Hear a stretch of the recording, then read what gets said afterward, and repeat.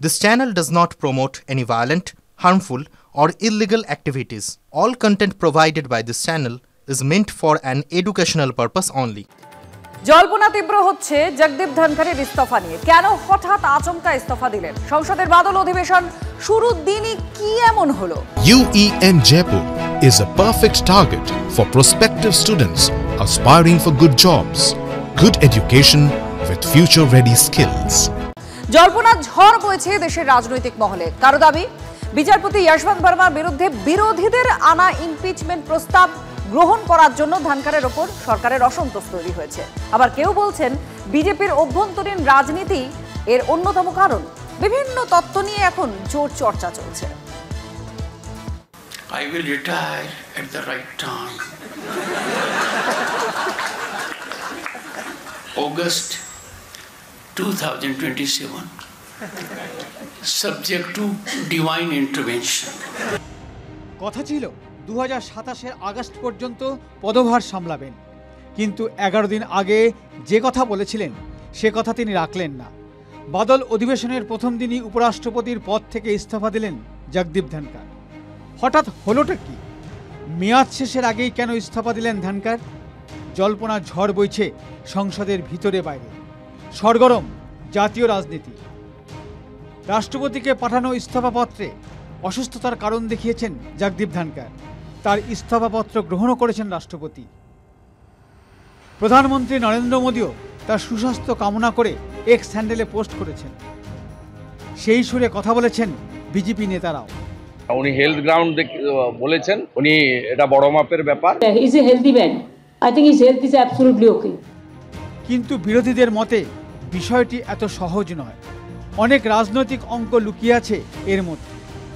सब ठीक ठाक है, मगर ये सरकारी बीमारी है, ये अजीब वायरस भाजपा में घूमती रहती है। मुझे इस सरकार की कुछ चीजें जो बेहद परेशान करती हैं, ओपेसिटी इनका हॉलमार्क हो गया है, गैर पारदर्शिता। 2022-এর আগস্টে উপরাষ্ট্রপতি পদে শপথ নেন জগদীপ ধনখড়।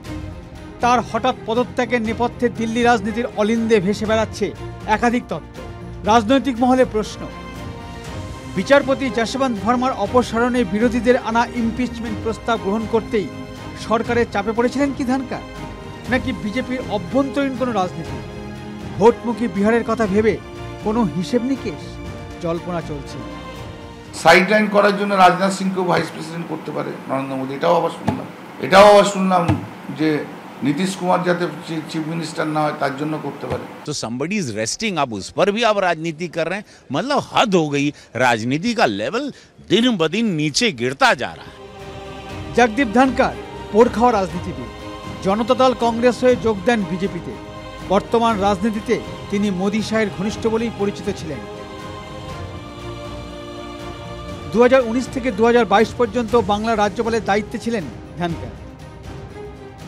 সেই সময় বিভিন্ন ইস্যুতে রাজ্য এবং রাজভবনের সংঘাত সংবাদ মাধ্যমের শিরোনাম হতো। আমি একটু ওনার সঙ্গে কথা বলবো না শারীরিক সুস্থতার ব্যাপারটা নিয়ে। পরিষদীয় রীতিনীতির ব্যাপারে আমাদের অনেক জায়গায় মতের মিল না থাকলেও ব্যক্তিগত স্তরে আমাদের খুব ভালো সম্পর্ক ছিল। বিরোধী শিবিরের কাছে রাতারাতি ভালো লোক হয়ে গেছিলেন ধনখড়।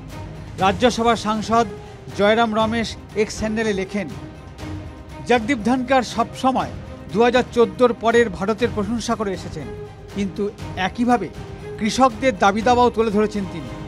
কার্যক্ষেত্রে ক্রমবর্ধমান অহংকারের সমালোচনা, বিচার ব্যবস্থার দায়িত্ববোধ মনে করিয়ে দিয়েছেন জগদীপ ধনখড়। বর্তমান G2 সরকারের আমলে তিনি বিরোধীদের যতদূর সম্ভব জায়গা করে দেওয়ার চেষ্টা করেছেন। নিয়মকানুন, সংসদীয় রাজনীতির ব্যাপারে তিনি এক কথার মানুষ, কিন্তু তিনি মনে করতেন যে এসব কথা কোনো গুরুত্ব দেওয়া হচ্ছে না। জয়রামের কথা শুনলে বিশ্বাস করা মুশকিল।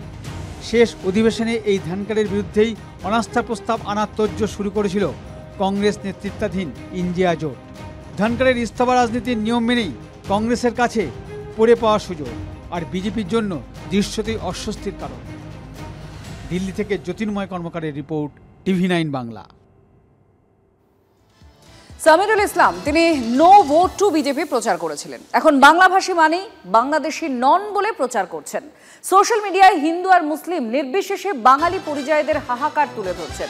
বিজেপি প্রথমে চুপ করেছিল, তবে সুইটি বিবি এবং সোনালী বিবি নামে দুই মহিলার ভিডিও প্রকাশ হতেই সামিরুলকে আক্রমণ করেছে বিজেপি। নথিপত্র দিয়ে বিজেপির দাবি ওই দুই মহিলা বাংলাদেশি। তা দিল্লি হাইকোর্টে প্রমাণ হয়ে গিয়েছে, আর ওই দুই মহিলাও তা স্বীকার করেছেন। সামিরুল বাংলাদেশিদের বাঁচাতে গিয়ে হাতে নাতে ধরা পড়েছেন। সামিরুলের পাল্টা দাবি, ভারতীয় বৈধ নাগরিকদের বাংলাদেশি তকমা দিয়ে পুশ ইন করা হয়েছে। 2021-এর নো ভোট টু বিজেপি প্রচার করেছিলেন সামিরুল ইসলাম। পুরস্কার স্বরূপ তাঁকে রাজ্যসভার সাংসদ করেছেন মমতা বন্দ্যোপাধ্যায়। 2026-এর আগে সামিরুল ইসলাম নতুন দায়িত্বে। তিনি ভিন রাজ্যে নিগৃহীত বাঙালিদের সপক্ষে সোশ্যাল মিডিয়ায় সরব।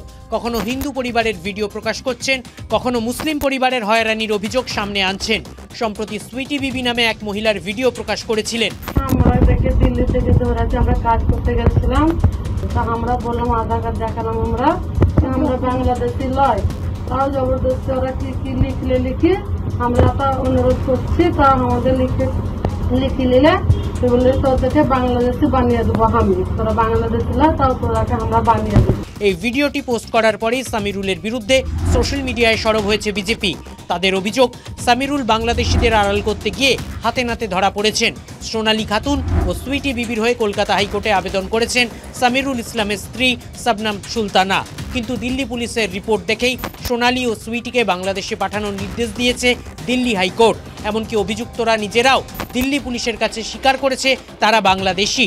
তা সত্ত্বেও পাইকার গ্রাম পঞ্চায়েত দুজনকে নাগরিকত্বের শংসাপত্র দিয়েছে। সুইটি বিবির সন্তানের জন্মের 5 বছর পর বার্থ সার্টিফিকেট ইস্যু হয়েছে। বিজেপির অভিযোগ, তৃণমূলের জনপ্রতিনিধি তলে তলে বাংলাদেশিদের সঙ্গে হাত মিলিয়ে চলছেন। সামিরুল প্রকাশ্যে জবাব দেননি, তবে সোশ্যাল মিডিয়ায় প্রধানমন্ত্রীকে ট্যাগ করে উত্তর লিখেছেন। পাল্টা নথিপত্র পেশ করে সামিরুলের দাবি, যাঁদের হয়ে তিনি লড়ছেন তারা ভারতেরই বৈধ নাগরিক। সামিরুল বাবু যেটা করেছেন সেটা হচ্ছে তথ্য গোপন।